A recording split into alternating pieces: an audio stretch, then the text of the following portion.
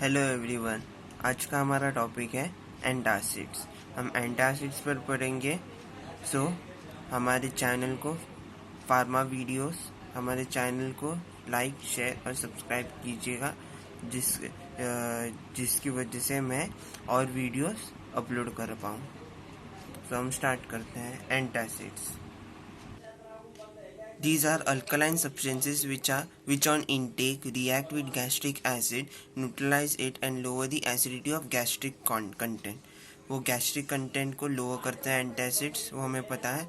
Antacids are weak bases. कौन से weak bases है? And they increase the gastric pH above 4 by neutralising excess of gastric HCl hydrochloric acid which may cause pain and ulcers in the stomach.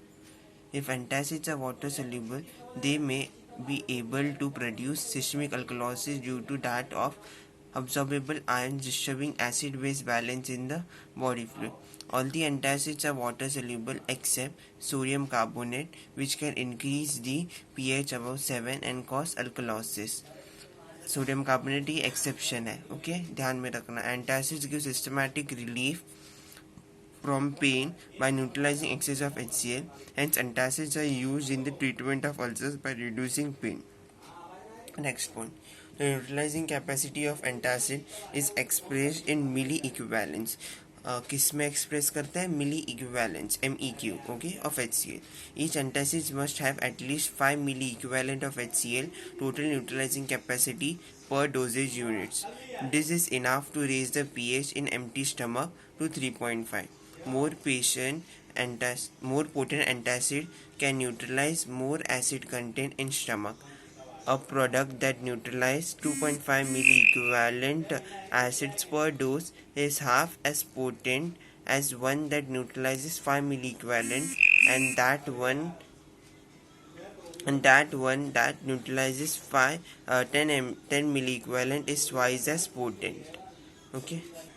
Gastric acidity can result in gastritis, inflammation of gastric mucosa, second gastric ulcer, third duodenum ulcer. ये अभी next point आपको अच्छी तरह से याद करना पड़ेगा। Ideal characteristics of antacids: it should be insoluble in water and as fine particle form. It should not get absorbed, otherwise they can cause systemic alkalosis. It should not replete carbon dioxide. It should neither be laxative nor be constipatory in action. It should be quick acting and exerts its effect for a longer period of time. It should be stable and easily available. The antacid should buffer in pH range of 4 to 6. It probably inhibits pepsin and proteolytic enzymes. ये 8 property characteristics आपको ध्यान में रखने पड़ेंगे, वो बहुत important है। Ideal characteristics of antacid, so prepare कर लीजिएगा। अब हम आगे की तरफ बढ़ते हैं। Classification of antacids. Antacids classify होते हैं टू फॉर्म्स में, that is systemic antacids and non systemic antacids. Systemic antacids absorbable होते हैं, non systemic acids non absorbable होते हैं। Non systemic acids non absorbable antacids होते हैं। सिस्टमिक एसिड्स पढ़ते हैं। This antacids get systemically absorbed. These are highly soluble and potent neutralizer. These are not suitable for treatment of peptic ulcer because of risk of ulcer perforation which can occur due to production of carbon dioxide in stomach. For example, sodium carbonate. Non-systemic में पढ़ते हैं हम। Non-absorbable होते हैं. These are insoluble and poorly absorbed systemically. Example है उनके magnesium and aluminium salt. अभी उनके सब टाइप्स हैं।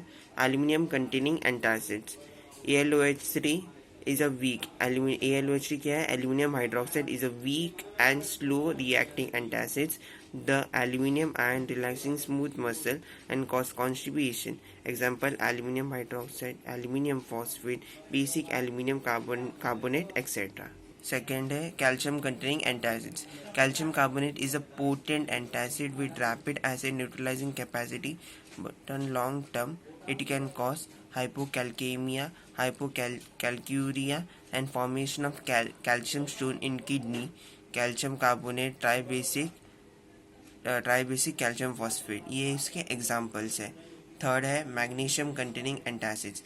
Magnesium carbonate is mostly water soluble and reacts with HCl at slow rate. while magnesium hydroxide has low solubility and has the power to absorb and inactivate pepsin and to protect the ulcer base. Magnesium carbonate, magnesium hydroxide, magnesium phosphate, magnesium trisilicate are the examples of magnesium containing antacids. Next की तरफ बढ़ते हैं हम. Combination antacid preparation. Combination antacid preparation ये भी एक अलग topic है, हम उस पर भी एक वीडियो प्रिपेयर करेंगे जिससे आपको हेल्प होगी समझने के लिए. अभी हम फिलहाल उसके एग्जांपल्स देखते हैं. Aluminium hydroxide gel and magnesium hydroxide. Second example है aluminium hydroxide gel and magnesium silicate. तो फिर ये कॉम्बिनेशन एसिड प्रिपरेशन है. तो फिर आज हमने सीखा एंटासिड्स के बारे में. तो फिर एंटासिड्स को अच्छी तरह से कर लीजिएगा. एंटासिड्स के प्रॉपर्टीज़ है 10 प्रॉपर्टीज़ मैंने दिखाए हुए हैं वीडियो में, तो फिर उसे रेफ़र कर लीजिएगा.